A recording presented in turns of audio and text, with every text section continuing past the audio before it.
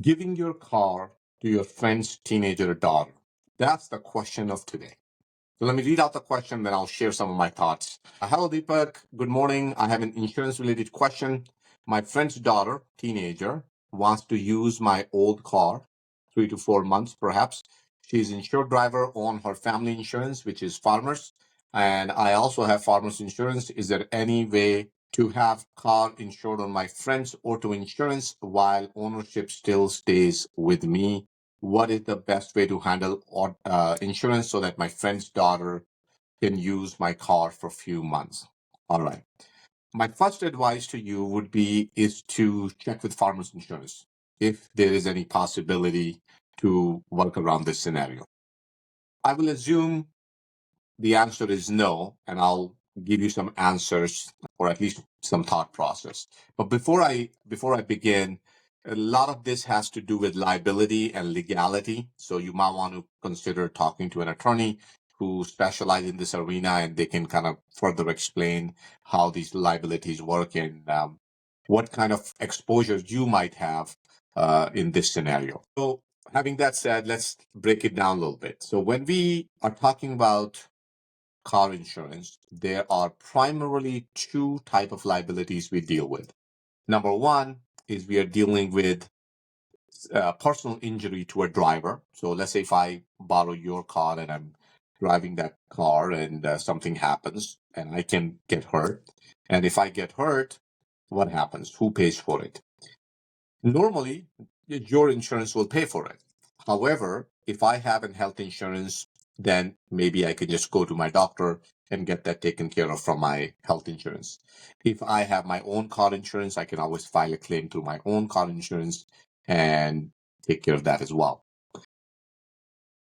So that part can be potentially dealt with. However, let's just say if the liability was huge, like let's say $1 million, $2 million, I mean, a big number. What do you think insurance companies will do? They are going to try to pass on the blame on each other. So maybe my car insurance might say, you know what, we don't want to deal with it because he was driving somebody else's car. Part of this liability falls on them. Let's try to go after them. So I think even though it is possible that my insurance can cover it, but I think as the liability increases, then creates a problem, at least for you. All right, so that's one part. Second part is if I'm driving that car and I go hit somebody else's car, then your car can get damaged, their car can get damaged, they can get hurt. All kind of scenarios pop up in that case, right? All of that liability will typically fall on the owner of the car. It's your car, it's your liability. You know, you own it, it's your problem. As simple as that.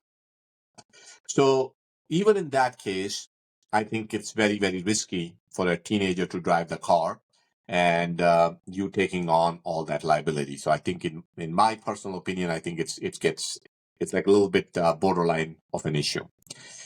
Now, one thing I will advise you for sure is to contact your insurance company and let them know that you are letting this driver drive your car. And the reason why behind that is because you want your insurance company to be aware of this risk, and they can potentially deny that. They can say, look, if you're going to add that, we're just not going to insure you. Or they might say, okay, that's fine. We'll insure this girl, but we are going to increase your premium. That can happen. But if you do this without letting your insurance company know, they can potentially come back and deny the claim altogether. They can say, look, you didn't tell us. We did not authorize this a new driver, and you let them drive the car. It's your problem. Now, obviously, if you deny that, if you don't know, I did not give her a permission, that would be a different story. But this is probably not going to be possible because you're letting her drive for 3-4 months. That's a lot. I mean, it's like very highly unlikely. In most states, probably not every state, but I think in most states, the way this liability structure work is if there's an authorized user, and liability falls on you. In a household, if you have 3-4 people living together in a household and one of them drive the car even without your permission. So even without your permission, let's say it's not your friend's daughter, let's say it's your daughter. Let's say she takes the car out and goes hit somebody. And she did this without your permission. Even in that case, the liability will still fall on you. That's how the liabilities work. So it's kind of a very risky kind of a proposition here. So my daughter insists that, I got to give the car to her friend. How would I go about that? So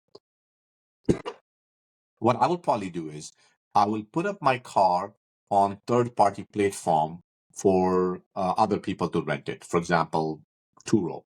I would go put my car on Turo, maybe for a reasonable price, maybe 30, $40 a day, and put that car up there. And I'll let the friend's daughter or my friend rent that car from Turo. What happens is when they rent the car from Turo, Turo buys the insurance, and that insurance will cover that. So that kind of gives me a peace of mind, and obviously it gives peace of mind to the other party. Now you might say, well, but I don't really want to charge my friend's daughter a fee to rent my car. I understand that, but don't look at it that way. Let's say you put up the car for $30 a day, and you put it for 30 days. That's $900, 30 times 30, $900 a month. And let's say Turo charges some fees, maybe 10%, 20%, maybe let's say 20%. Let's say it's $180 of fees on top of that. $900 for you, $180 for Turo. Well, Turo will pay you that $900, and you can uh, pay that $900 back to your friend as a gift, if you like, if you don't want to deal with it. And the end cost is $180. But you can think of that $180 as an insurance premium to protect yourself. So I think it's not a bad deal. Now you might say, well, but now you have a $900 of income. There might be some taxes and whatnot.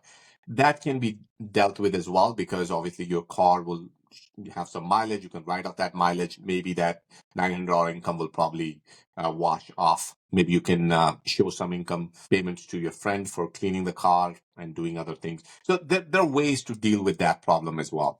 So you can, because once you put the car on Turo, that's a business income. But because you have a business income, you get to write off business expenses. So you can write off the mileage, you can write off the cleaning fees, you can write off the car wash, all kind of other costs related to it. So maybe income might not be that big of a problem. But the main point I'm trying to say is, how do you cover your liability? So this might be a good way to cover your liability.